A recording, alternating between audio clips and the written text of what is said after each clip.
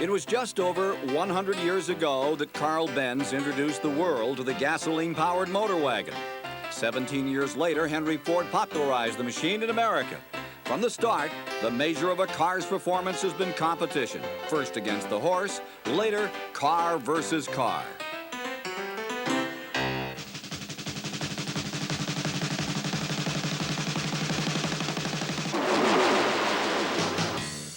But the ultimate test comes here at the Daytona International Speedway, where on the third Sunday of February, 42 of racing's giants assemble to do battle at 200 miles an hour.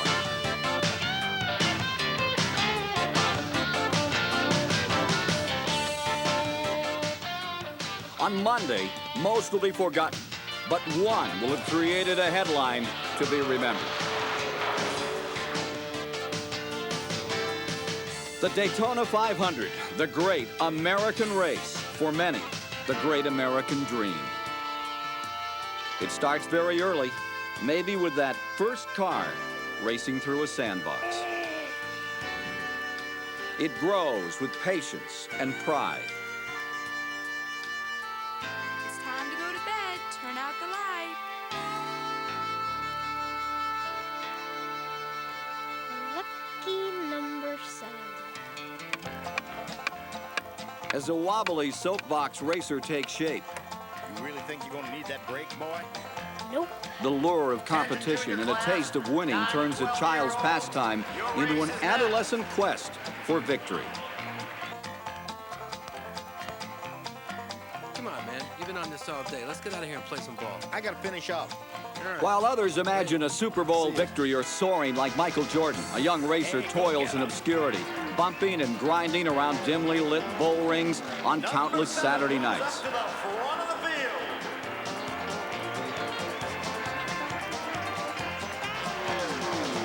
A once wistful dream turns to single-minded determination for a $15 trophy, a $100 check, and a kiss from the county beauty queen. Number 7 is your winner. Only the determined, dedicated few make it from the dirt tracks of small-town America to Daytona and the great American race. And now driving car number 7 and starting his first. This is the story of some of the men who did, and their moment of glory at the birthplace of speed. It is the story of the Daytona 500. Drama, danger, dedication. Drama, danger, dedication. You find these qualities in so many sports. Gymnastics, football, even the stately Olympic equestrian events.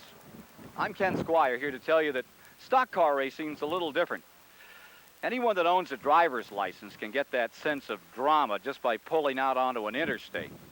That queasy feeling when you pull up alongside an 18-wheeler and wonder, hey, if this cat has a blowout, am I going to end up in the weeds?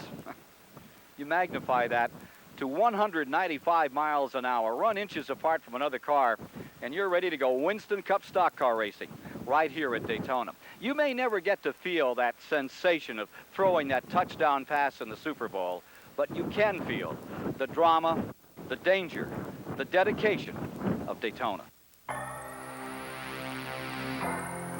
And we experienced them all in the 1991 Daytona 500. The day beginning with a stirring tribute as 150,000 strong joined with drivers and crewmen to dedicate the great American race to America's men and women in the Persian Gulf.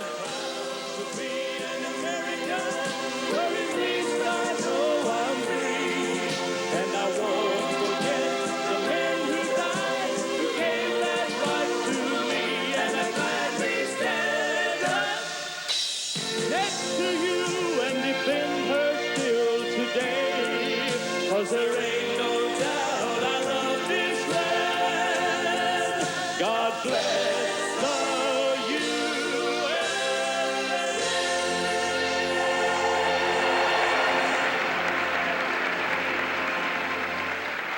USA. In the weeks leading up to the 500, all talk centered around one man, the Intimidator, the 4-time Winston Cup champion who'd spent a dozen years trying to win the 500.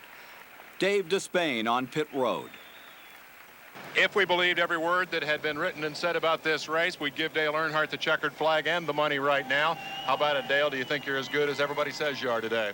Well, we hope so, Dave. The car's been working good all week, and, you know, it's the Daytona 500. There's a lot of competitive cars here, and it's a long day today, so you got to run good all day long. You got to have the luck with you, too. So, you know, we proved that last week that last year here, you don't win it by this car alone. You win it by a little luck to go with it. Real quick, you're not the kind of guy that lets the pressure that everybody's put on you get to you, do you? Well, we haven't yet, so hopefully we can withstand the pressure. We just want to get today behind us and see if we come on victory lane. A Daytona 500 victory is the major NASCAR jewel Dale Earnhardt has not won. But in 1990, he had come oh so close. Half a lap to go. Four-car shootout to decide it all. Dale Earnhardt. Here comes Cope down on the inside. Whoa. Earnhardt has problems. Slopping back. Something is amiss. Here comes the field driving for the finish. And on the outside, it is car number 10, Derek Cope. Something amiss on the Earnhardt car. Coming to the line. It's Labonte pulling up, and an amazing finish. With his wife Teresa looking on, Earnhardt had cut down a tire on a piece of debris, lost the race about 600 yards from the line. Now, in 1991, Earnhardt and others expected the 91 500 to turn on some complicated new NASCAR regulations introduced to eliminate pit road injuries. But in the end, it was a classic Daytona finish, decided by racing luck in a paint-swapping wheel-to-wheel duel. Calling the race with me, Ned Jarrett, David Hobbs, Chris Economaki, and Mike George. Earnhardt on the bottom for second. Shaking his fist at somebody already. I think he got tagged there, by the way. He took a big bite of that wheel. Across the stripe for the first time. Davey Allison still leads, but just look at the way that Dale Earnhardt's able to stay out of the draft and just pulled by our pole sitter, Davey Allison. That's pure horsepower, David. A report from Mike Joy. Ken, if you have a good close look at the left front corner of Dale Earnhardt's car, you'll find not everybody here is a fan of his. He has hit a seagull in a critical part of that car, right in the inlet for the oil cooler. Richard Childress wants to know what it looks like from your point of view. Anybody see feathers? We may be able to see what happened to Earnhardt out here. Yeah, you can see right there. The bird flew right into the left corner of his Chevrolet. I don't believe, Ken, that there's enough covered the air intake area that it would affect it too much. Coming by to complete 76 laps. Whoa, there's a trouble. Turn 4. That is Bodine in trouble. They came down through. I think someone was thinking about ducking in as they came out of that left turn. Luckily for Jeff Bodine, this is a blue pit stop lap, and so he can legitimately stop now and change the tire. And without any kind of a penalty. Riding with Bodine after that wild spin. Here he comes in. He can change tires. He is now on pit road after that wild ride out of 4. They are coming back to the line, and as they do, Davey Allison is in first. In the car number 28, Joe Ruttman is in second place. Davey Allison coming down. Joe Ruttman took first place, but in front of Joe Ruttman was the number 3 car of Earnhardt. That now puts him back in the lead lap. That's my opinion, Ken. We'll have to wait for official scoring, but according to our calculations, it would put Earnhardt back in the lead lap. And Ruttman has yet to take on any tires. He's going to have a pit stop coming up before too long, but Dale Earnhardt has 4 tires at the 111th lap. Leader, Joe Ruttman. Here's the 11 car. Let's see if he's back in and going slowly. And now Ruttman is going to pit. This will put Ernie Irvan into first place. With 24 laps to go, Ernie Irvan out of Modesto, California, who packed his things up, got in his pickup truck, and came east a few years back. Ran some races in the Automobile Racing Club of America, ARCA, which is many times a preliminary event for major Winston Cup races, like at Pocono and Atlanta. He won a race up at Atlanta in ARCA and was first discovered, and he made good friends with a guy that has paid off for him, a guy that really kept him in the East and kept him racing, some fellow named Earnhardt. Dale Earnhardt did help Ernie Irvan when he first came east. Incident in the back straightaway. Car number 43, Richard Petty, is involved. We believe 2 other cars. Robbie Gordon has crashed in number 90. He's up against the outside wall as you enter turn 3. Here's Richard refiring car number 43 to bring it about. Here comes the man in black, Earnhardt to the inside. Trying to win the race he's never won. 48 Winston Cup victories. But the Daytona 500s elude him. He's won everything else here. The 400 in July. Whoa, one car in the wall. Wallace. Wallace slams the wall on the outside. Another car breaking loose. Derek Cope spinning to the line. And Darrell Waltrip in the pits. Yeah, Darrell Waltrip in trouble. Derek Cope. 4 more cars right here at the start finish line. Blowing tires. Caution is out.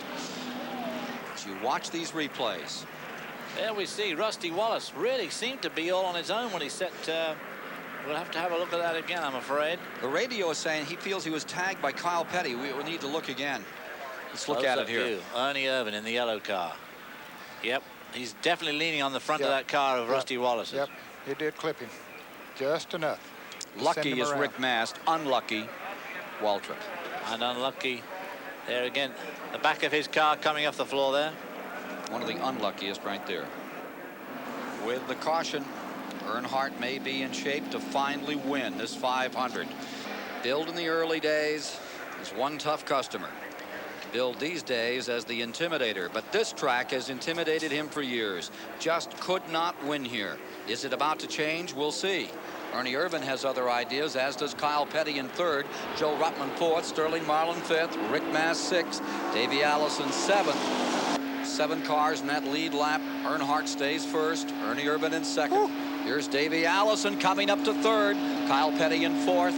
Now Kyle drops back, and it's Joe Ruttman into 4th. Look at this run down the inside. Car number 4 sliding through, and Ernie Irvan planks it in there. Something wrong with Earnhardt's car. That maybe has a tire going down or something. It just doesn't look as smooth in the turns. He and Davey Allison touch going down the backstretch into turn 3. Earnhardt trying to hang on, but I don't know. That car just not working in the turns like it did earlier. Coming about, out of turn number 4, down to the line. 196 laps complete this time by. Ruttman drops to the inside. Remember, his best finish here at Daytona has been 3rd. He's had some seconds on other tracks.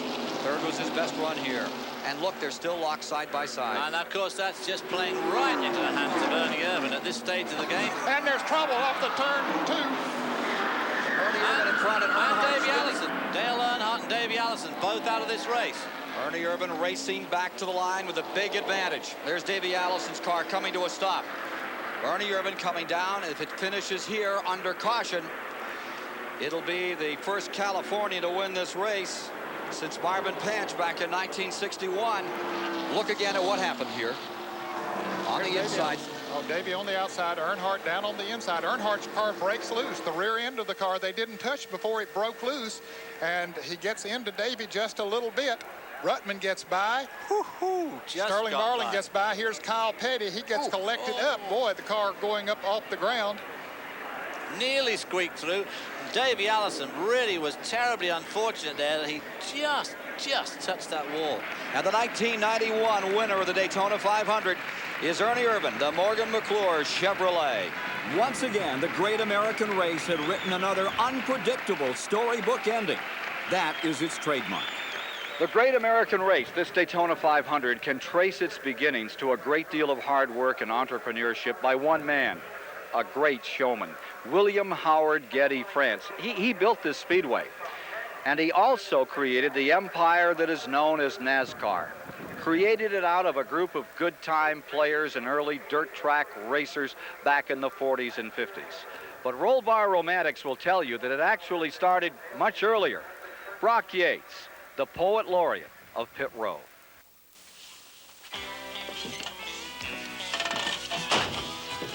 You could probably peg the start of stock car racing in the year 1793. Now, that was 100 years before they invented the automobile, but it was the year of the Whiskey Rebellion, when frontier farmers rose up after the government levied a tax on whiskey. The folks who lived in these Appalachian mountains considered whiskey a farm product. Rather than pay, they built secret stills deep in the hollows in the hardwood forests. Then came Prohibition in 1920, and the illegal whiskey business began to boom. As the stills blossomed in the mountains, a delivery system was created, a fast freight line run by an elite squad of expert drivers. They hauled the booze out of the Appalachians to the thirsty cities, roaring over the hills and through the hollows at incredible speeds. It was dangerous work that could get you thrown in jail or killed. But it spawned some of the best race drivers in the world. Just ask Junior Johnson. Yes, there was. A lot of great race drivers came out of these hills. Most of them was, you know, haul booze and stuff of that nature. And I think the greatest race drivers we ever had came from back in the hills running moonshine. At the end of World War II, small stock car tracks began to open throughout the South. The bootleggers like Junior came to race. After all, they were the best drivers, and their cars were the fastest. It was a lot like the back roads, with one notable exception. If you lost, it was kind of a fun thing. You laughed it off and went on. Hauling whiskey, if you did not win that race, you was in a lot of trouble. So you was under a lot more pressure hauling booze than you were racing. Junior and his friends have long since gone on to the big time, but the tradition remains. And some of the product, too. It's not exactly bottled in bond, but it's the real thing, just like the motor racing that it spawned. Cheers. In the 50s, the real racing was done on the beach at Daytona. All started by a towering giant of a man who built an empire on a simple credo. Always give the fans a good show.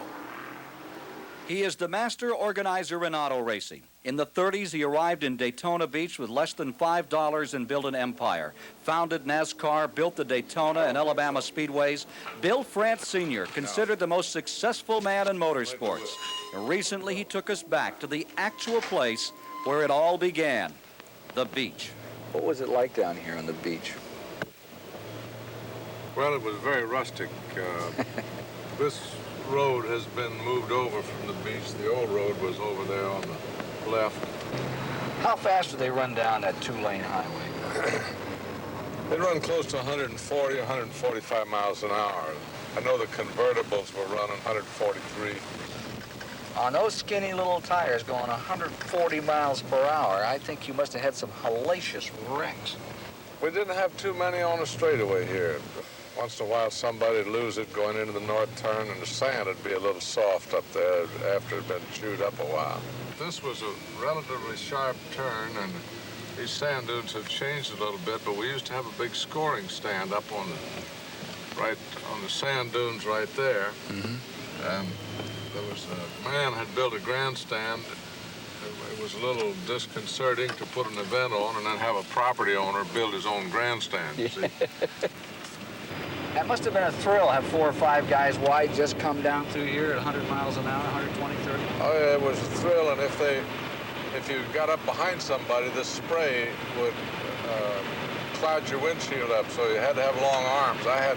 When I was racing on it, I had an advantage because I could reach around and clean my windshield off, and some of the guys with the short arms couldn't do that. What kind of a driver was Bill France? Oh, I was never a mean driver. I think I won my share of races. I like to win. I haven't lost a whole lot of things in my life. In 1956, Bill France took the biggest gamble of his life, building the Daytona International Speedway. 3 years and $3.5 million later, this 2.5-mile tri-oval hosted the first Daytona 500. That first 500 was such a landmark event. Walter Cronkite came to cover it, and it ended in an unbelievable photo finish. Except back then, there were no electronic finish line cameras in place, and the wrong guy won. Johnny Beauchamp got the trophy and the kiss. 3 days later, Lee Petty got the cash and the record book declaration as the official winner. The legendary Joe Weatherly, number 48, was actually a lap down, but with 3 cars straddling the line, it remains one of the closest finishes in history. 2 years later, Lee Petty and Beauchamp would be involved in one of the most memorable crashes in Daytona history, going through the fence off turn 4. Both Lee Petty and Beauchamp survived, but it led to Lee Petty's retirement. He took up a less strenuous form of driving and turned the keys over to son Richard. Richard was to go on to win 5 Daytona 500s in the 60s and 70s, highlighted by back-to-back victories in 73 and 74. But the people's favorite in the early 60s was a Daytona hometowner. Glenn Fireball Roberts won in 1962, but he died following a fiery crash in Charlotte 2 years later. Though men like Roberts, Marvin Panch, Tiny London, Freddie Lorenzen carried on that France vision of Daytona, it's hard to imagine that even Big Bill dreamed that dramatic finishes like 59 would become typical, even expected. The 1979 Daytona 500 started under caution conditions. Yellow was out for a wet track. Little did we know how prophetic that yellow flag would be. It's okay to race. Let's see what happens. Watch for that switch to turn, and we will be racing. Mr. Starter, all yours. Come on, Chip, let him out. There's the word. Light goes green. Then Gazera drops the green flag, and the field hurdles into turn number 1. It's Bobby Allison low, Donnie Allison high. Side by side into turn 1 at over 190 miles an hour. And Cale Yarborough getting a nice draft from both of them there. Donnie Allison. Donnie Allison out of control. He's spinning. He gets hit by his brother. He's all the way around. Cale Yarborough's on the grass, that wet grass now incredibly slippery. Donnie and Bobby Allison off the track, spinning, splashing their way down through. This will bring out a caution flag, and Cale Yarborough desperately trying to get that car back on the track now, because they just might get stuck in the mud. That might be the simple thing that puts them out of this race. All yours, Mr. Starter. Green light on. Green flag. And here it comes, a charge to the green flag. Charging there along the bottom of the track, trying to make up about 4 places, which he successfully did before they crossed the start-finish line. AJ going to the inside. Foyt muscles his way to the bottom. Power on, and he goes into first place. Richard Petty gaining ground on Neil Bonnet here, right behind Madara Waltrip. 3 seconds covering the first 24 cars before we have a significant gap in the field. And Donnie Allison is just 1 lap down in car number 1. He's trying with a broken car. It's been torn up. You could see the rent in the side of it to get back in that lead lap. Look at him go, number 1, Allison, trying to make up that lap. If he could just get in front, then if there was an incident, he could circle around the track and he would be right back with the hunters for victory lane here at Daytona. Parsons goes down the inside in number 27. There you see him drafting off car number 1. Benny Parsons is in the lead. Number 2, Earnhardt going to second place, getting beneath Neil Bonnet. Back in turns 3 and 4, working lap number. Oh, crash at turn 4. Neil Bonnet. Spinning. Harry Gant out of control in number 12.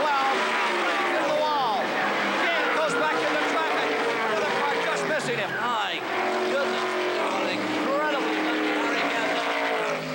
The absolute worst circumstance that can happen in NASCAR. He hit the end of that pit wall there and threw him back into the track, and he was just missed by everybody. Harry Gant. We have the replay. There's number 5 breaking away. It could have been a tire down. And look at that field.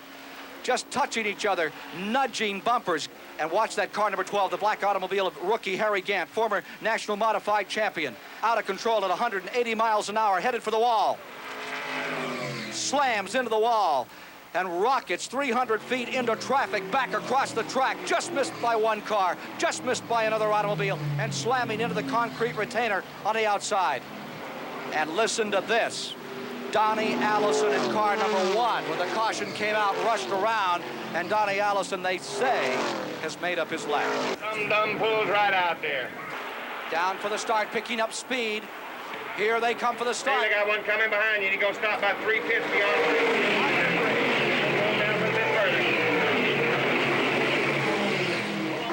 A blown engine.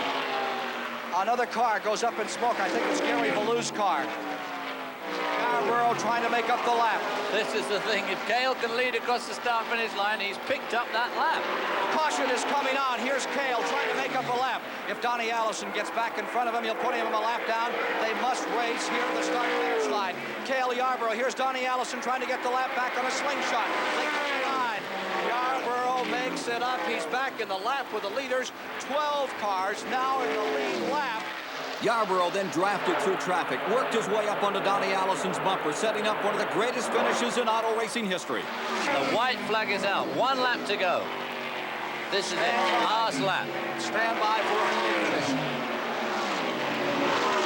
2 of of the greatest fiddling here, fidgeting with first place, passing some of the strikers in the last lap, trying to take it home. It's all come down to this. Out of turn 2, Donnie Allison in first. Where will Cale make his move? He comes to the inside. Donnie Allison throws the block. Cale hits him. He slides. Donnie Allison slides. They hit again. They drive up the turn. They're hitting the wall. They're head on the wall.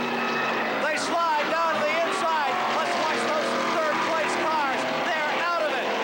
Who is going to win it? Coming down. Richard Petty is now pulling out in front. Darrell Waltrip is in second. A.J. Boyd is in third. Here they come. Waltrip trying to slingshot.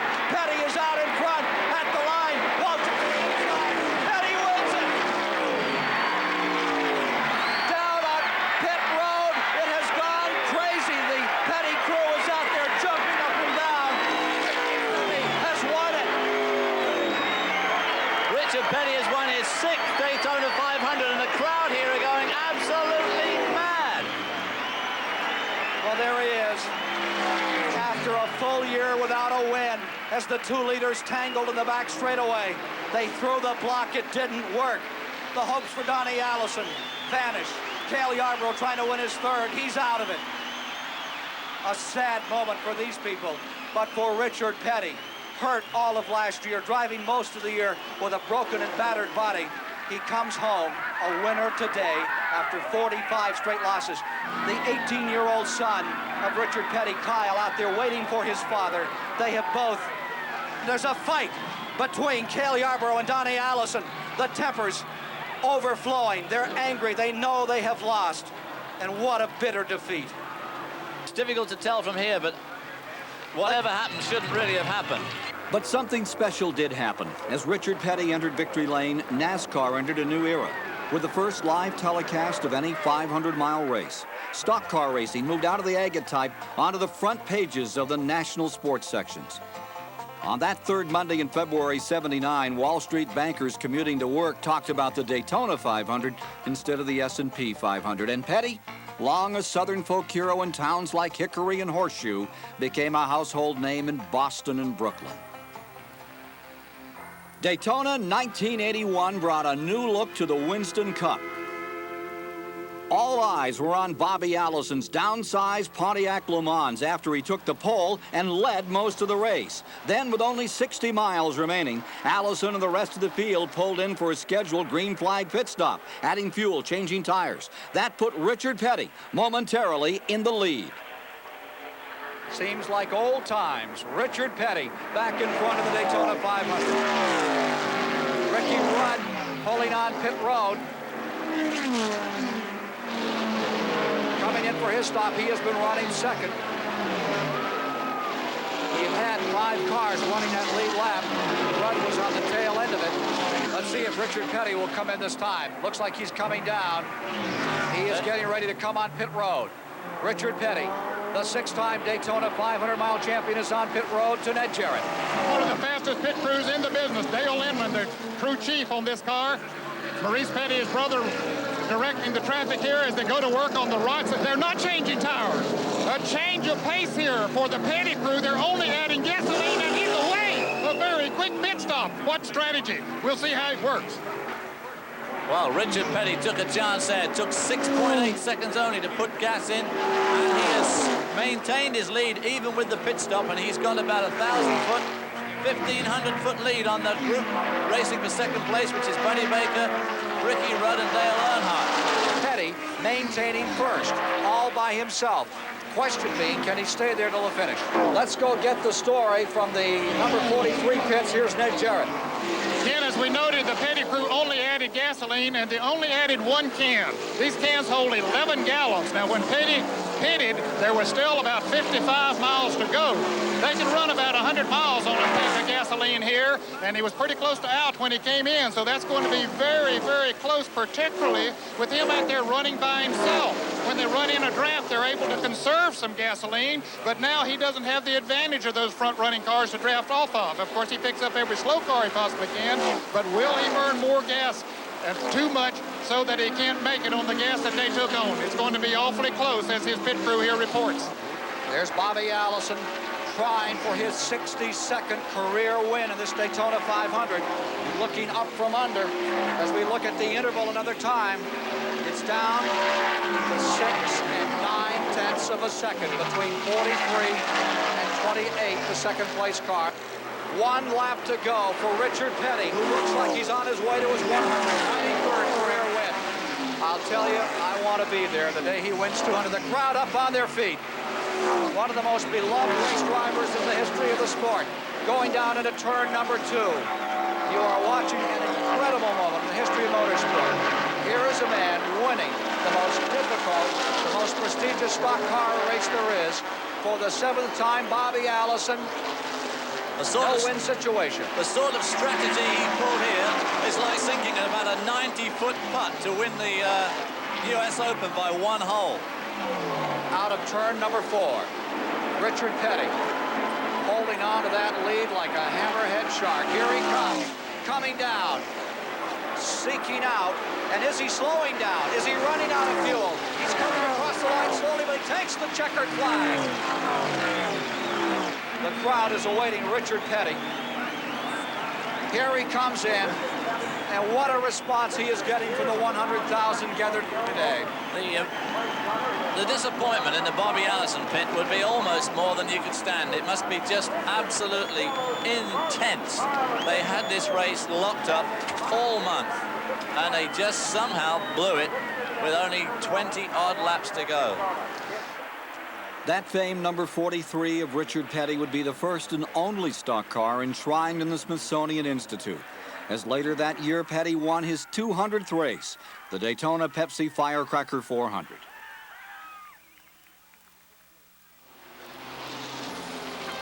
By 1982, we no longer just watched the cars, we were in the cars.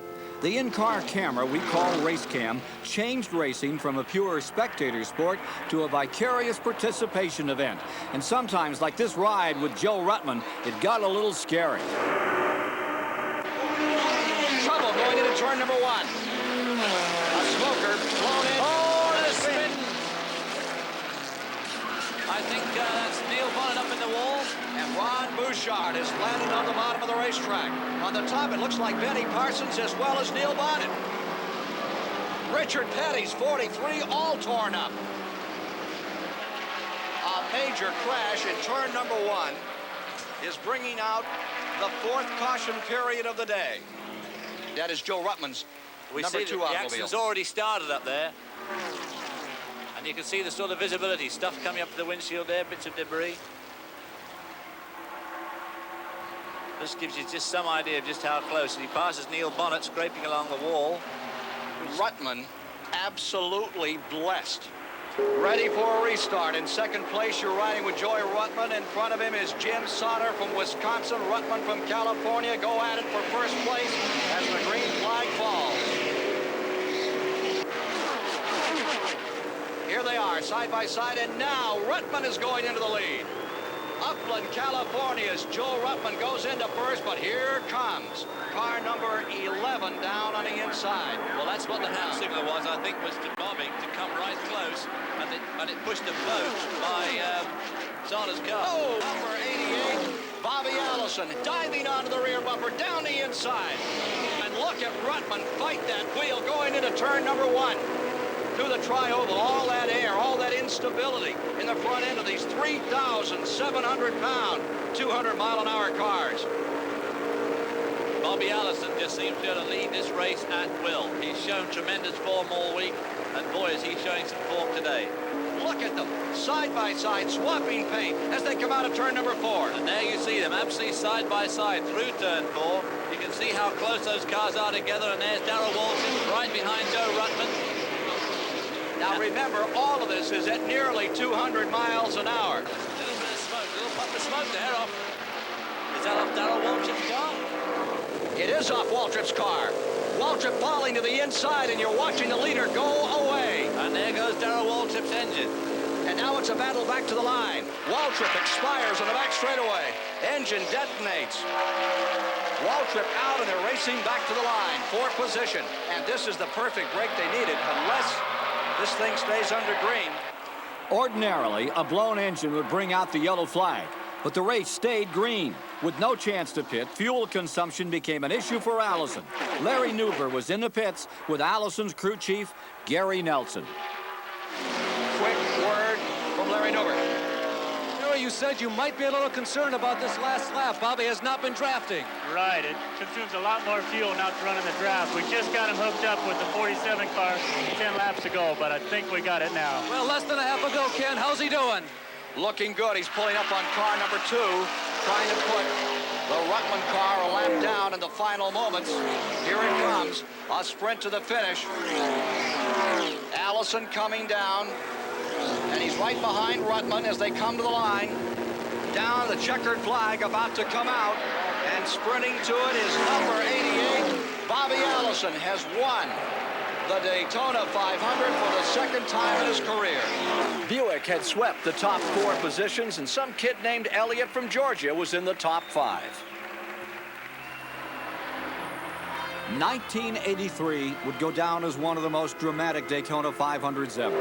The drama began with Cale Yarborough's record-shattering qualifying lap, 200.503 miles an hour in the Harry Ranier Chevrolet. But then, lap 2, winds gusting to 40 miles an hour, catch Yarborough in turn 3.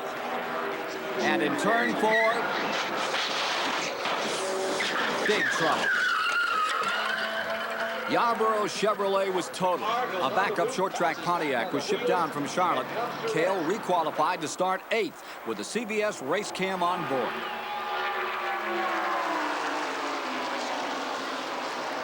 We have a little surprise for you today.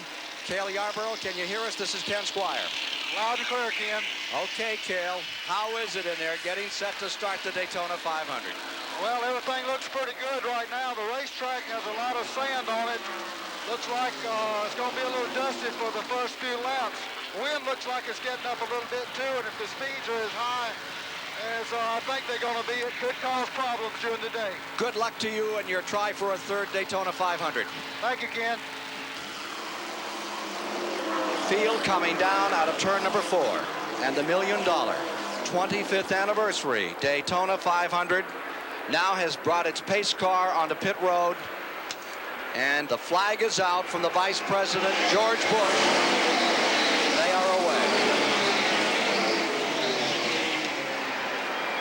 Going into turn number 1, that front row is Ricky Rudd and Jeff Bodine. That is Tim Richmond getting by Bill Elliott as he picks up 1 spot. Going down the back straightaway, moves in. Going underneath David Pearson in car number 16. And here's Cale Yarborough in the camera car leading the Daytona 500. Clear sailing up in front of car number 28 as you saw, as you witnessed from the driver's seat. It is Cale Yarborough in the lead, Ruttman into second. Here's Richard Brooks coming down the line, and here's one car trying to get in front of him. Oh, that's Darrell Waltrip. It is Waltrip. Out of control, he slams the wall. He's going to get almost nails Yarborough. I don't understand. He may have been trying to make up a lap. I think he was trying to make up a lap. That's exactly what it was. Yep. Darrell Waltrip was trying to make up a lap. Let's talk to Cale Yarborough. Cale Yarborough, can you hear us? I hear you, Ken. Go ahead. Looked like that. Did you think that a number 11 car was going to take you out? I didn't miss him by about an inch. That was mighty close. Have you ever had one closer that you got away from? I don't think so. That's pretty close, Ken. I got to tell you, that was closer than any of us thought. We're looking at it now, and Cale, it looks like he missed your rear quarter panel by a matter of inches as you sailed past him there. Well, I knew it was close, Ken. You know, that's you can't second guess things like that. And had I backed out of it or hit the brakes, I think I'd have been right into it. So I couldn't second guess myself. I just went on through. Cale, you're going to go for the lead on the restart. Well, we're going to go for it as soon as we can get it. I don't know whether I can do it the first lap or not, but we're going for it. Well, we'll be with you. How is this one going to end? It's going to go down as another of those typical great Daytona finishes. It is the great American race, and it has never looked better when it comes to its 25th conclusion. Further now, you are with Cale. A lap and a half to go. Where is the move going to come? Well, there you see it from both sides. You see Cale's view there at the leader, Buddy Baker. You can can see from outside that the gap between Buddy Baker, Cale Yarborough, and then Cale Yarborough back to Ruttman in third spot is about the same, and then right behind them is Bill Elliott in that Ford. All of them gone very fast this week. All of them have led the race. Bill Elliott, the white flag is out. Last lap. Turn number 1, Baker there on the point. He's got to be looking in that rearview mirror, wondering where Yarborough will take his shot. Now, they're both brave, and he knows that there's no trying to contain Cale Yarborough. Cale Yarborough has one thing on his mind right now, is to take that shot. They're in the back straightaway. Here comes Yarborough to the inside, identical to 1979. Baker gives him room, and going into first goes Cale Yarborough. Yarborough's taking the lead, looking back. There's 98 Joe Ruttman into second place. Ruttman's going high, and here comes Cale trying to throw the block. He gets up Baker's there. going under Ruttman again as they come off 4. Down they come for the finish. Here comes Baker on the outside. Bill Elliott. 3 cars side by side fighting at the line. Cale Yarborough does it. What fantastic strategy. Jeepers, he did that just so right. Thank you very much, CBS. Thank you very much, Cale Yarborough. What a magnificent race. What a great race, and what tremendous strategy, Cale, coming down that back straightaway. Well, I knew what I had to do, Ken, and it's like a checker game. You know, you put yourself in the right spot, you can win the game, and that's what happened. That's what I had it planned. We sincerely, everyone at CBS and all of American racing enthusiasts, thank you. Thank you, Ken Squier and CBS. Cale clinched his 3rd Daytona 500, and a winless Bill Elliott had turned a few heads, placing 2nd. With Yarborough's victory, drafting and the slingshot became national buzzwords. So we sent Chris Economaki and Ned Jarrett on a high-tech research mission to explain how they work. We go first to Chris Economaki. I'm in an aerospace wind tunnel in front of a 6-bladed, 39-foot fan powered by a 9,000 horsepower electric motor that generates an airstream of over 200 miles an hour. Why? That elusive quest for speed triggers the eternal search for the fastest car. And an arch enemy of speed is air. For at any given moment, air can toss a 3,500-pound car around as if it were a toy. Once these blades get going, here's what a car looks like in a wind tunnel at 200 miles an hour. Doesn't seem like much, does it? And keep in mind that the race teams that come here are a touchy-feely bunch of guys. So, in addition to testing the cars at high speeds, which can only be observed from a distance, a smoke wand is used at low speed to simulate the impact of the air on the car. By using this technique, crew members can get up close and see for themselves exactly what's happening. Does it make a difference? Consider drafting, that ability to follow behind someone else's car as it punches a hole in the air and then slingshot past into the lead. Drafting is a term heard a lot around the racetrack, a term that's hard to define but easy to illustrate. The air flows across the car and is broken up to a degree by the spoiler on the rear deck lid. But when one car is running by itself, this air rushes back together and creates a vacuum which has a tendency to pull back on the front car. Aerodynamic experts have calculated that at 55 miles per hour, 50% of the horsepower is used just to overcome wind resistance. As you see, the second-place car begins to get benefits from the air broken up by the first car. The model shows what appears to be a turbulence from the first car, but the turbulence should not be mistaken as bad in all cases. Actually, the air is thinner, which lets the second car take advantage of the draft. As the driver of the second car approaches the first car, he feels himself being pulled forward at a faster rate than normal. As he enters the vacuum, the air begins to smooth out for both cars. The front car is being helped because the air is not closing back together immediately behind him. The two cars are only affecting the air once. As the second car gets to the optimum position, that is, as close as he can run, both cars are getting the maximum effect of the draft. In this position, the second-place car might only have to accelerate half throttle to keep up. He's running in such thin air, it doesn't take nearly as much horsepower. The benefits of the draft as demonstrated so far are not limited to just two cars. The same principles apply to a third car that might join the draft. As the third car joins the draft, the air begins to smooth out over all three, which permits them all to go faster. The lead car is the workhorse and is expending more energy. One of the interesting techniques in drafting is slingshotting. Many times you will see a car pull out and pass with a burst of speed, and it looks like he has suddenly generated an extra 100 horsepower. but actually has not had to use all of his horsepower while running in the draft. He can build up momentum in the slipstream and shoot past the first-place car. As a result, the winner might not be the driver with the fastest car, but the driver who drafts best. Wind tunnel has been a big factor in the higher speeds that we've seen, and not only the speeds, but the drivability of the race cars. We learn an awful lot where, you know, we can go to the wind tunnel now. Years past, the racetrack was the wind tunnel. We had to learn it on the racetrack. No one learned better than Cale. The slingshot became his trademark again in 1984 when the defending champion started on the pole. The 1984 Daytona 500 is underway. Yarborough to the point at turn 1. Labonte drops to second. 165, 170, about 180 miles per hour now. Inside, Bill Elliott trying to draw a bead on first spot. He falls back. Elliott being swamped on the back straight there. Buddy Baker up on the inside. There are your two leaders for turn 3. 195 plus miles an hour now as they go into turn 3. The critical turn, Calamity Corner. Neil Bonnet running 12th. You're inside of his car. He's up to 11th. And there he is, flat-footed down through there. Well, you can see him just lifting a little tiny bit. Of course, it depends on the draft and the car in front, but he's there, a little tiny lift there. Bonnet moving up, not having much luck. Number 44. Labonte pulled away. There you see them, back to 3. Well, these guys at this stage of the game with another 40-odd laps, well, less 40-odd laps to go. Oh, car spinning. It is Richard Brooks in trouble. He's getting hit and slammed into by Ron Bouchard.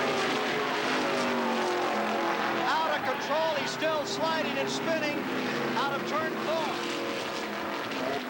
Calamity Corner claims another. What a lucky boy he was there. I mean, nobody really tagged him too hard. Ron Bouchard is desperately unlucky to have just hit him.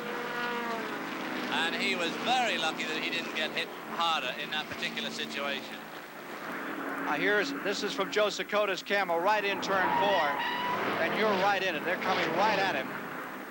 Now you can see why he wears goggles and a crash helmet. He wears a flak jacket and a helmet. On the restart, Waltrip first, with Yarborough tucked in the number 2 position as they prepared for a sprint to the finish. Waltrip to the line. Waltrip making a real flying start there, leaving everybody else way behind, and David Pearson from the lower row slotting in behind him. Waltrip first. There's Pearson right there. Remember that Pearson... But look at Cale Yarborough eating them up. Just look at him coming up turn 2. Pearson, the 16 car, running in 11th.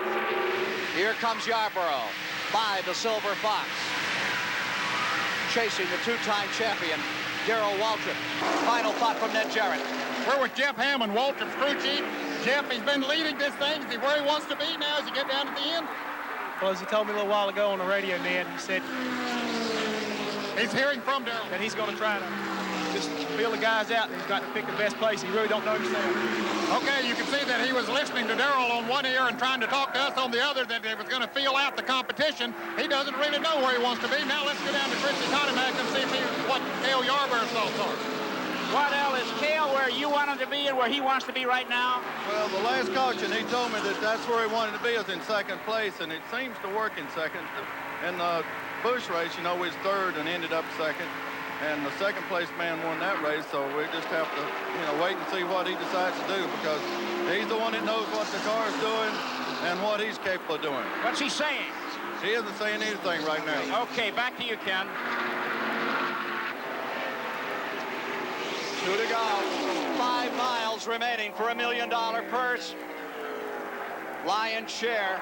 It gets divided among all of them, of course. Here is Yarborough. There is Bonnet, line 4th, right behind Earnhardt, who's had a marvelous day. White flag, next time by. Over 100,000, they say over 130,000 coming to their feet. They sense this could be the one to remember. It was fantastic in '76 when Pearson won it over Petty. It was great in '79 when Petty came back. Last year, Cale Yarborough with an amazing move in the last lap to set down Baker, and Bill Elliott came home in second place. This is it, the last lap of the Great American Race. Waltrip still deployed first. Yarborough in second. Yarborough edges to the outside. Back straightaway, final time. Down to the inside. The move he loves. Here he comes up to the inside. It is Cale Yarborough taking first as they get into turn number 3, coming for 4. Down to the inside. Here comes Earnhardt. Earnhardt trying for second. Bonnet trying to find a place to run. They're coming to the finish line. At the line, it is Cale Yarborough. He's done it again. Look at this battle for second place. That's Earnhardt in the yellow car on the inside. Darrell Waltrip on the outside. First across the line, Yarborough, and it is Dale Earnhardt for second place. Yarborough had won 2 in a row, 4 in all, and for the 3rd straight year, Bill Elliott was in the top 5. But after 5 years as understudies, the racing Elliott brothers of Dawsonville, Georgia were hoping to take center stage. In 1985, they came to town ready to blow the doors off the bit players. Bill Elliott's aerodynamic Ford Thunderbird qualified at a record 205.114 miles per hour, cruised the first 100 miles in an astounding 192-mile-an-hour average. Only Cale Yarborough was keeping pace. Here's Cale Yarborough down on the inside as 88 Baker goes blowing by him. That car is slowing down. Cale Yarborough is slowing up. Yarborough is out of it down into the first turn. He's out of the throttle. Here he is slowing down, coming to turn number 1. You saw Baker scoot by him. Definitely something is amiss in that car. We reported that in all of the practice and the qualifying, he was having overheating problems. In the clash last Sunday, he had overheating problems, but then he ran the full 125-mile race. Thought they had that problem cured, but there is something wrong, whether that's it or not. You can see him weaving the car back and forth again. I don't know what that means. It's almost like he's looking to pick up fuel. 62 laps have been completed. Cale Yarborough. Now there's the lonely leader, Bill Elliott, in car number 9. And they are a lonesome team. They don't work with anyone else. Ford would like to have them share things among the 4 teams. The Elliots will have no part of that. Here's Cale Yarborough coming onto pit road. Been running up in front all day. Joe Ruttman is also on pit road right now with the number 4 car. Yarborough does not go into the garage area. He stays out. They're changing the right side tire, so apparently he had a flat tire, and that's why he was weaving. He couldn't help it. The tire was low. Of course, they have interliners on these tires, which would let him get back to the pits. This will put Petty into second. Move Bobby Allison up to third. Yarborough having a little trouble getting restarted. Apparently the car choked. Let's go to Mike Joy in the pits. Well, the car has stalled, Ned. They're pushing it down pit road. Cale tried to pull out. He popped the clutch, and the car stalled. They can't get it refired. Still pushing. Cale pops the clutch again, and it does not catch, and they've lost about half a lap. 1 lap down now. Elliott first, Petty second, Allison third, Dale Earnhardt in fourth, Bonnet in fifth, Benny Parsons up to sixth, Lake Speed in seventh, Terry Labonte in eighth, Ricky Rudd in ninth, Phil Parsons in 10th, and there is second, third. 2 of the giants, 2 of the masters of this game. Richard Petty, the 7-time winner here at Daytona, and he's looking right out his back window at car number 22, 2-time winner of the event, Bobby Allison. Major developments. Let's go to Mike Joy. Cale Yarborough is in the garage, very unhappy to be standing here so early in this event. What happened?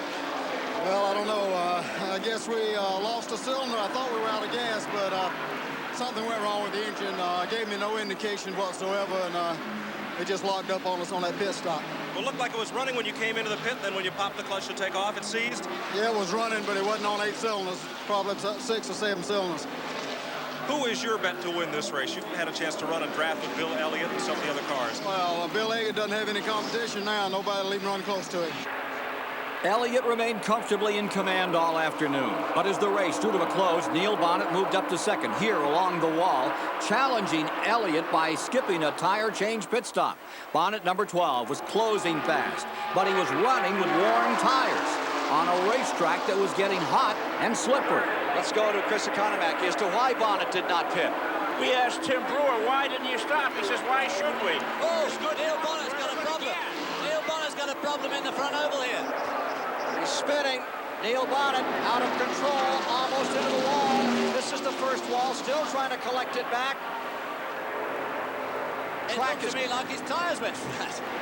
The front tire started to smoke violently as he came into the trail. That's his wife, Susan, there, and you can see the disgust on her face after him running such a beautiful race all day, and now to see him slide out through there. She doesn't really know what kind of condition he's in. We saw him that he's okay, but she doesn't know that at the moment.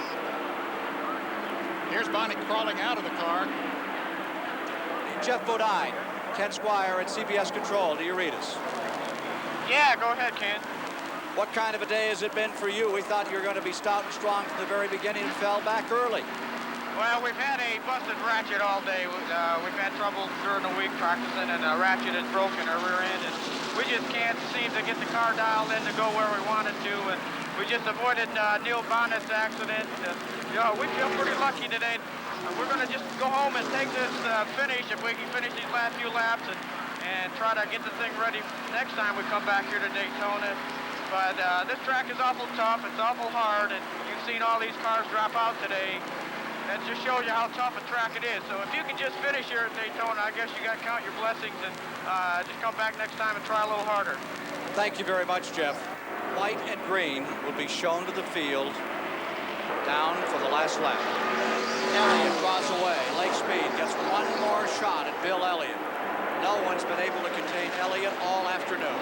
And one thing that Lake Speed didn't need was those cars running side by side with him. Of course, they're running for positions too, but he needed every clean shot that he could get to keep up with Elliott. He's not going to be able to do it. Yeah, he wanted a bit of help there, but too late now. First place, no contest given to Elliott. Battle will be for third. Lake Speed is in second. Battle will be Waltrip, Baker, Rudd trying to decide that third position. There's Lake Speed right there. In the second position, Bill Elliott is on his way to his greatest race ever. A little looseness up in turn number 3. A couple of cars all the way sideways. Here they are coming back to the line. And after dominating all day, his crew out on pit road, Bill Elliott wins the 1985 Daytona 500. There you see Ernie Elliott. Dan Elliott standing there just to the left. What a moment. Lake Speed up to congratulate the winner. Bill Elliott took the lead 8 times today and led for a total of 137 laps. Of course, his margin of victory was only a half a second. That doesn't seem like much compared to the way he ran. The Elliots dominated the super speedways for the next 3 years, ultimately cashing the first $1 million Winston Cup championship check. $1 million Bill's Daytona win was the second fastest Daytona 500 in history. Only Buddy Baker's 1980 victory was faster. The 1980 Daytona 500 waving like mad as he crosses the line. Buddy Baker has done it. And even under caution, it will be the fastest race in history. How about this? The speed, ladies and gentlemen, is a new world record for 500 miles. Faster than Indianapolis, faster than Talladega. Daytona today, 177,602 miles per hour.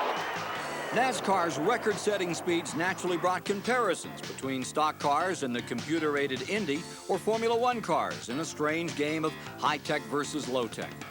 The old carnival barker, Professor Economaki, explains. This is the most expensive and technically advanced sport in the world. Formula One Grand Prix auto racing. Here in Detroit, Rosberg's lead is now back to 31 seconds. He had led by as much as 37. But the stock cars may provide the most exciting racing. Interval first to 12, 1 3/10 of a second. That's racing. Week after week, the Winston Cup circuit produces fender-to-fender, hub-to-hub racing using the finest 1963 state-of-the-art technology. That's right, 1963. The basic engine and suspension designs in stock cars have not changed in a quarter of a century because that's the way NASCAR wants it. You know, the race fan comes out to see a good race, and he's interested in entertainment. I don't think he's there because of research and development. IndyCar racing and its European cousin, Formula One, are light years ahead of NASCAR in costs and allowable technology, but not for lack of know-how. I think the constraints were much greater in NASCAR from word go. It was, quote, stock car. Now, as you know and I know, they're anything but stock. Obviously, in the last 2 to 3 years, the use of computers, onboard data acquisition, that sort of thing, has become a big thing in IndyCar racing. With this program we've got here, we can divide the track up into sectors, see where we've made a gain, where we've made a loss, and it really, it's a comparative tool.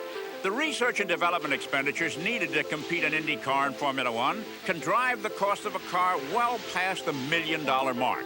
Today's stock car tops out at about $60,000, even with whitewall. When you look at an Indy 500 or a race at Michigan and you got 4 or 5 cars running at the end of the race, what does that tell you about your technology? And when you look at a 500-mile race at Daytona or Talladega and you start 40 cars and you got 35 of them running when the thing's over, what does that say about technology? NASCAR didn't always enjoy the huge crowds one sees today. Back in the early days at the fairgrounds, they had to work to put the crowd in the grandstands. It was called ballying the midway. They used to do that, and it went like this. Attention on the grounds. Attention on the fairgrounds. Today is auto race day. One day only at the fairgrounds. Today, auto races on the dirt track. Top drivers from all over the country. Knights of the Roaring Road. Turning our half-mile track into a red-hot cauldron of speed. A special gentleman from the state capitol has been brought in to condition the track for the assault on track records we're bound to see. The thrills and spills begin with practice at noon, time trials at 1, and the first of 7 daredevil races at 2 o'clock. One day only today. Those of you who get to the tickets early get the best seats. And stock car racing has never forgotten those early days and the image it created.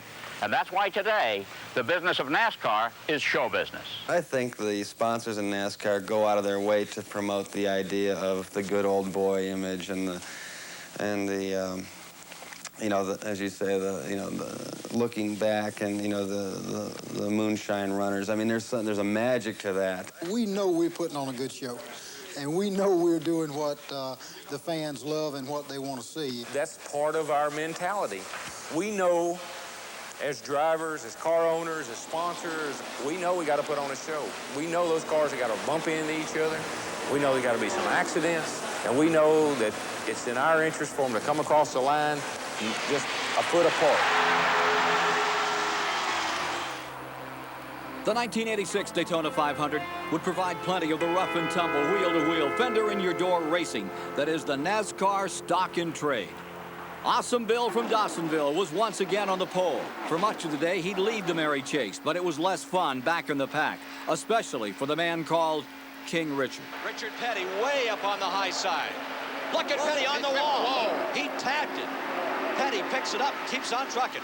Yeah, and he tagged the wall and he tagged those other 2 cars, which was Dave Marcus and Neil Bonnet, I think. Let's take a look in replay from Petty's in-car camera. You just saw Buddy Baker go by him. This is in replay. Here he comes, way up on the high side where he likes to run, and all of a sudden, right there. Well, he wasn't the first one, Ken, that had hit that wall. You can see the marks there where others have been in there, but he did a beautiful job of bringing it back. He could have panicked there and really got crossways. Field coming down, and Petty will pit. Petty coming in, he must have damaged the right side. Richard Petty is coming in, and Sterling Marlin driving the Haas Ellington car number 1. Okay, let me go. Okay, they ain't dragging, let him go. Okay, he told his pit crew that if the tires were not dragging, to let him go. Seeking his 8th Daytona 500 victory, Petty was quickly back on the track, but his troubles were far from over. Richard Petty is running in 15 in the lead lap. He's still in the hunt, but that car's using up a lot of racetrack. It's not handling as well as he expected. Whoa, there he is up on the wall now. Definitely not handling as well as he expected. Richard Petty has snarled the wall. You can hear that car striving to stay alive. And the caution is out for Petty. Richard Petty slamming the wall pretty good. Yeah. He brushed it up here in 4, and now you can see Richard Petty's number 43. Listen to that car coming apart. Let's see what happened here on car number 43. Petty dancing down out of turn number 2 here.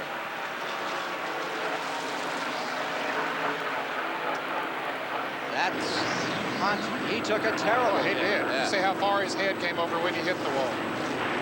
something seems like it must have gone wrong because he was going fine and just suddenly moved up there. Came off the wall and hit a second time.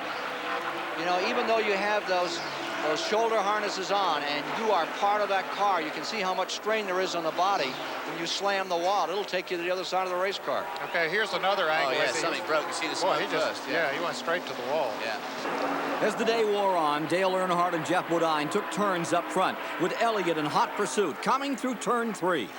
Oh, a spin at 3.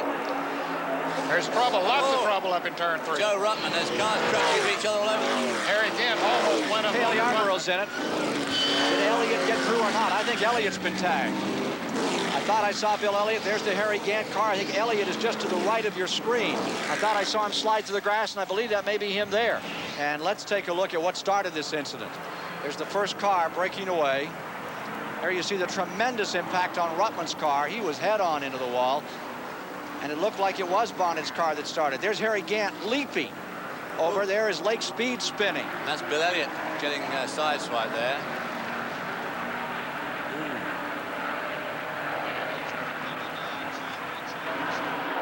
The Elliott brothers were able to get Bill back in the race, but when they dropped the green flag, it would come down to a shootout between Earnhardt and Bodine, with both men racing on fumes. He who pits loses. The crowd is on their feet, getting ready for the finish here this afternoon. $1.5 million at stake. Bodine and Earnhardt both seeking to win this thing for the first time. Earnhardt pulls up on that outside. Josh Bodine wants him to go past in the worst possible way. Yeah, he's aggravating Bodine there now. Oh, God, yeah. He'll be slowing down. There's Tim Richmond just passing Tim Richmond. There's Earnhardt's crew standing out ready to come in. And Earnhardt is coming in. Absolutely out of gas. Earnhardt is coming in. The question is, can Bodine go the distance? Does Gary Nelson know enough about fuel economy to make it work? Let's go to Chris Economack. This is going to cost Dale Earnhardt the race. He's overshot his pit. They have to pull the car back in order to meet the rules. He just needs a couple of quarts. He's gone on his way, and it looks like Mr. Bodine is going to be the beneficiary. Mike Joy, take it. Gary Nelson talking to his driver right now as the laps wind down. We'll wait till he gets off the microphone here. Jubilation a moment ago in the Rick Hendrick Motorsports pit. Something's wrong on that car as it came out of the pits. Something is amiss on Earnhardt's car. He has struggled so long, so hard. He blowed her up. He could have in the haste coming out of the pits. Dropped the clutch and broke something, I'm sure. Coming down. White flag is out. Jeff Bodine into his final lap. Just praying, and we listen now as that car goes into turn number 1 for a burp, anything from that motor that might spell disaster for Bodine. Remember, lurking 13 seconds back now, Terry Labonte. From the in-car camera, you may see Jeff Bodine win the Daytona 500. You may be riding with him. He's in the back straightaway. What a sensation, Ned. That's his fuel gauge. His fuel gauge is the one on the right. See that little gauge that's flickering on the right-hand side of the dashboard with the F under it? I'm sure that's probably his fuel gauge, pressure gauge, which at the moment doesn't seem to... See it flickering there? It is definitely flickering when it goes into the turn. And it goes into the turn. He's getting mighty close. See, the needle's going down now.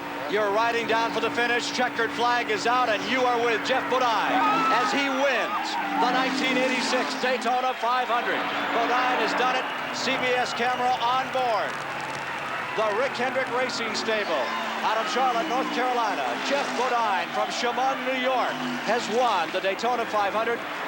Bill Elliott limped in 21st. But in 1987, $1 million Bill once again qualified his Thunderbird at more than 200 miles an hour. For 4 years, cars at Daytona had been topping 200 miles an hour.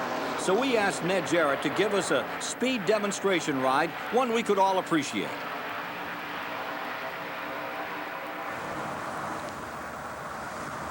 It's hard to capture the illusion of speed. So we took our convertible out for a cruise on the interstate, running along at 55 miles an hour. Of course, we all know that we're passed occasionally by someone going 65 to 70 miles an hour, some 10 to 15 miles an hour faster. The same thing happens on the racetrack with our in-car cameras. They show you that one car running along at 190 miles an hour is passed by a car going 200 miles an hour, but that doesn't really give you the true feeling of speed. So let's take a little spin around the Daytona International Speedway, get our car up to 55 miles an hour, and let Terry Labonte's Oldsmobile come by at over 200 miles an hour. And here comes Terry. And there goes Terry. Let's look at that one more time.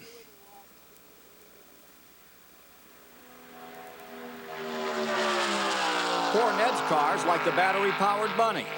Still going.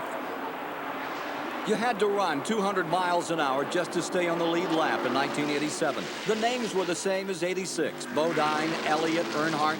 It would be decided on a thimbleful of gas. Bodine making the move on the inside for second position. Almost touching here.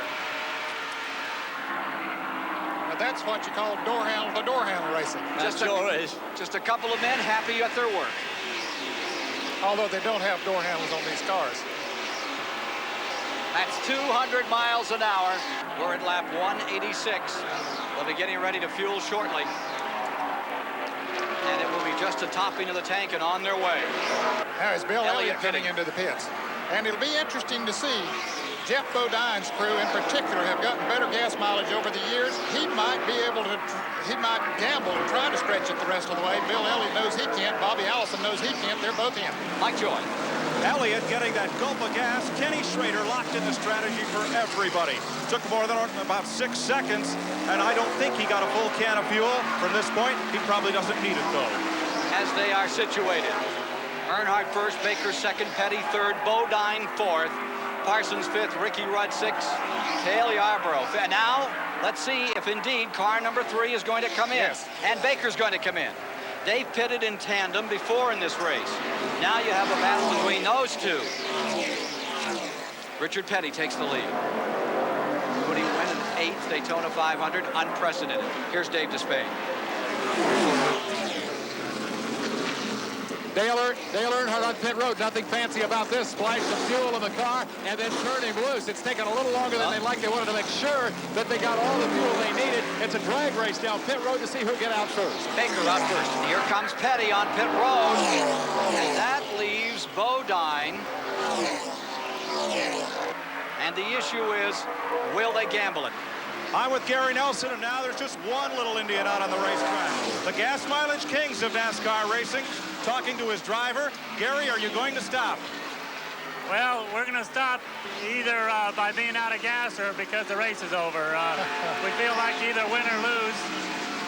Our calculations show we're going to run out on the last lap, and that's a close enough gamble for me. We're going to give it a try. Dale Earnhardt tried that 1 year ago. He came up 3 laps short on gas, and these guys beat him. Reverse strategy this year. So Jeff Bodine is in front, running on empty. Bodine won this race a year ago, trying to duplicate it. Can he stay there? There's Davey Allison drafting with him and pulling alongside. Looks like he's slowing down. Yes, it does. Now, if he could have stayed on with he is out of fuel, I believe. He's juggling it. He's at the worst place he can be. He's running out of fuel. He is losing the 500 right here. Bodine gambled. Got snake. The Great American Race with another surprise right at the end. Elliott with 1 lap to go. 2.5 miles remaining. Richard Petty closing in. There's Parsons in that Harry Hyde car. Moving up. Ford in first. Chevrolet in second. Pontiac in third. Daytona 500. Down to it. Final lap. Elliott staying low on the racetrack. He knows that he's just got to stay down there and hope that Benny Parsons can't catch enough draft. Parsons coming right down on the racetrack with him on the low side, trying to pick up that draft, but again, I'm afraid he's too far behind. Here they are for turn number 3. Parsons still trying to close. Final lap. Last sprint out of turn number 4. The pride of Georgia, Bill Elliott, screaming car number 9 to bring it home and give Ford and give the folks from Georgia something to cheer about. He comes across the line to win it by about 10 car lengths. Bill Elliott, 2-time winner of the Great American Race. Second place with a great performance, Benny Parsons, and third to the king, Richard Petty. If NASCAR ever needed a demonstration of just how their emphasis on safety has worked out, they would look no further than this man and this car, Richard Petty, 1988, the Daytona 500, lap 106. Bad trouble, bad trouble. Okay, a terrible crash. Richard Petty's car has turned over 7 or 8 times coming off turn 4 and was just struck by another car. It's one of the most violent accidents we've ever seen at the Daytona International Speedway here as leader Darrell Waltrip squeezes through. Petty's car nosed into the wall and then went sideways and barreled end over end and then side over side time after time. A terrible accident involving the man who has won this race 7 times over the years. Alan Kulwicki in car number 7 was involved. His car is limping towards the pits, and there is the damaged number 43 STP Pontiac of Richard Petty out there on the track. Richard Petty was running in a pack of cars, and the back end starts to go around, and it looks like it might have been tagged. These cars are built to take these kind of crashes. And chromoly frames that serve as a roll cage up under the roof to keep the car from crushing down on the driver. Though we feared for the worst as Richard was taken to nearby Halifax Hospital, the NASCAR safety system had done its job. Petty returned to the track to see the end of the 500. He raced 1 week later and finished 3rd in Richmond, Virginia. As the green flag flew late in the day, an all-star cast led the pack. Allison and Waltrip go for it. That's got to be a psychological blow to Waltrip. We'll see. Here he is on the outside trying to take some room back. Davey Allison gets into it. 3 cars for the Llewellyn. Where Davey Allison is, he's helping down. Yeah, he's Father and his father. Yeah, when he moves up there, that helps Darrell a little bit, but maybe Davey's car won't work down low, but Bobby's doing okay on his own. Davey Allison goes out in front, still even. And there's the view from Davey Allison of this battle for the Daytona 500. Now he's down giving Dad a boost. And Dad takes advantage of it. Gets out in front by about 4 feet. Waltrip comes back. But no, these 2 cars at the bottom of the track look like they're going to go home. Well, Davey's the key right here as to who's going to lead this race. As to who he gets behind. By staying behind his father, he pulls up. He goes to 2nd. Dad goes out in front. Waltrip falls to 3rd. Look at Bobby go.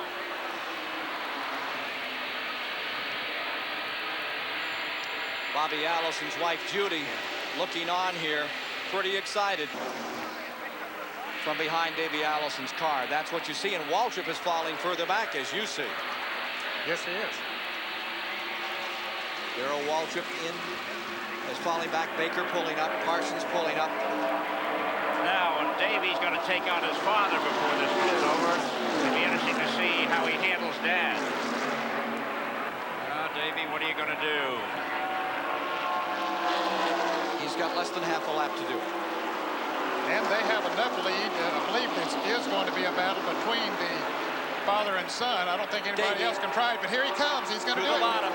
He's down low. Bobby Allison high. Davey Allison trying the inside move. Bobby Allison holds him off. They come to the stripe, and the winner of the 30th annual Great American Race, Bobby Allison. Davey Allison, his son, in 2nd. Judy Allison ecstatic. What a tremendous family performance. Look at him taking Bobby waving to Davey.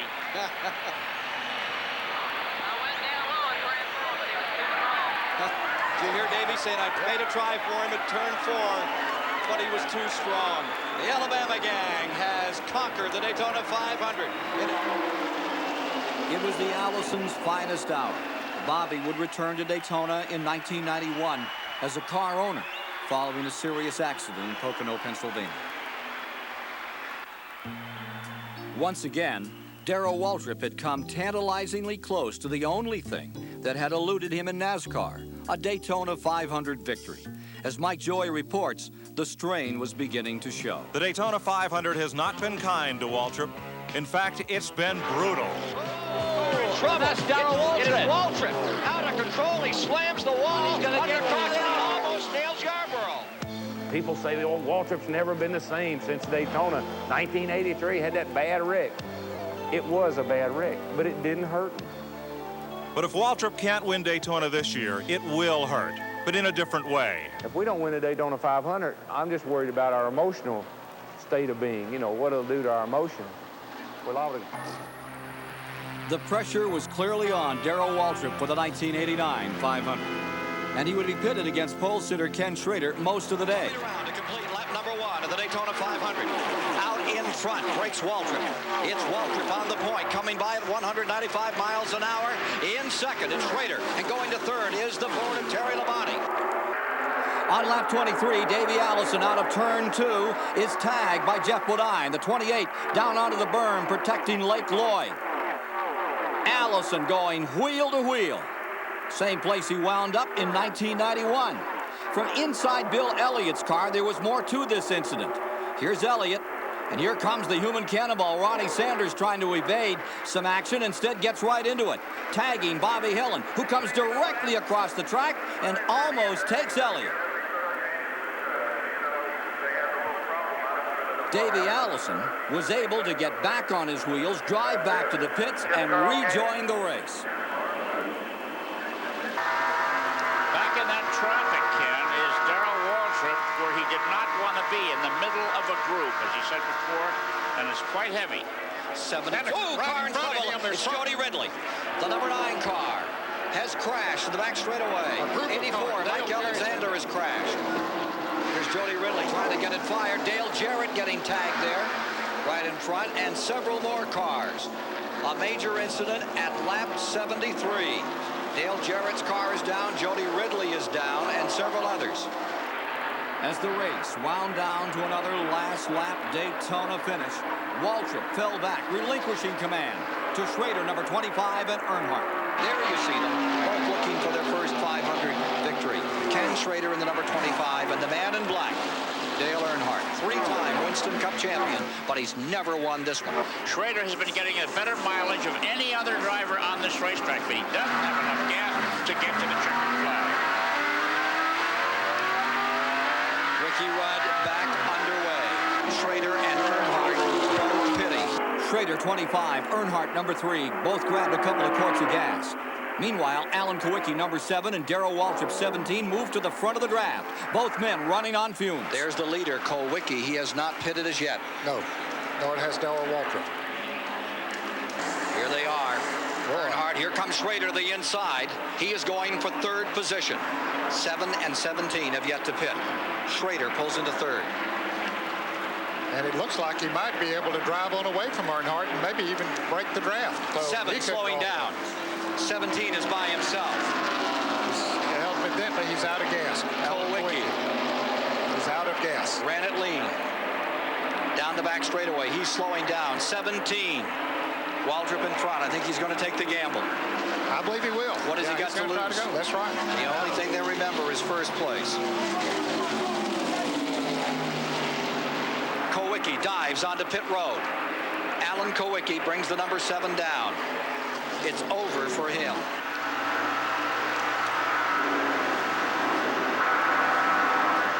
Looking back at the leader, Darrell Waltrip, from Rusty Wallace's camera. Final moments of the 31st Daytona 500. Waltrip to the inside. The white flag is out. And Schrader's wife looking on. She can't believe he can go that far on a tank of fuel that Darrell Waltrip can. He's drafting, trying to save every bit of fuel he possibly can. In the last lap, the interval is immense. It's a question of fuel. Can Waltrip hold out? He could coast in now, I think. Yeah, he's about close enough now that he could coast across the start-finish line and still win. Out of turn 4, after 17 years of effort, the Daytona 500 belongs to Franklin, Tennessee's Darrell Waltrip. He's done it. He's done it. Second place at stake to the line. Number 25.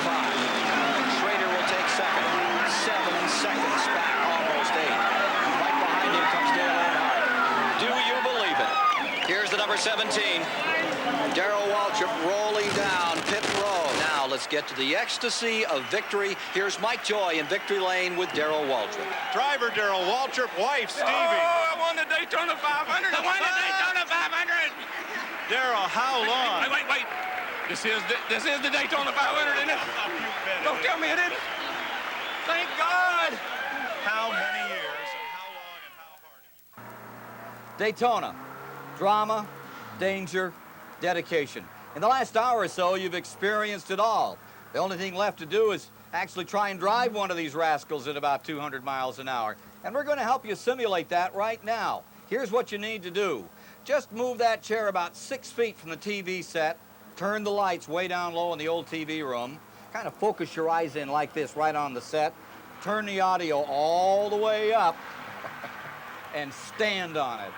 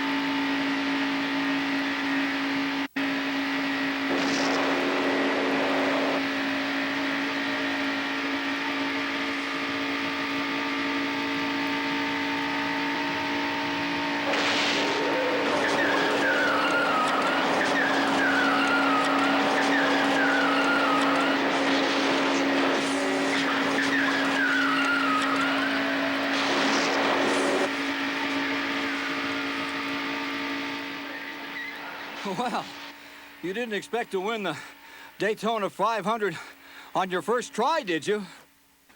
And so for all the drivers, all the teams, all the families who make the Daytona 500 the great American race, and for our CBS team, Chris Economaki, David Hobbs, Mike Joy, Dave Despain, and Ned Jarrett, I'm Ken Squier saying goodbye from the Daytona International Speedway.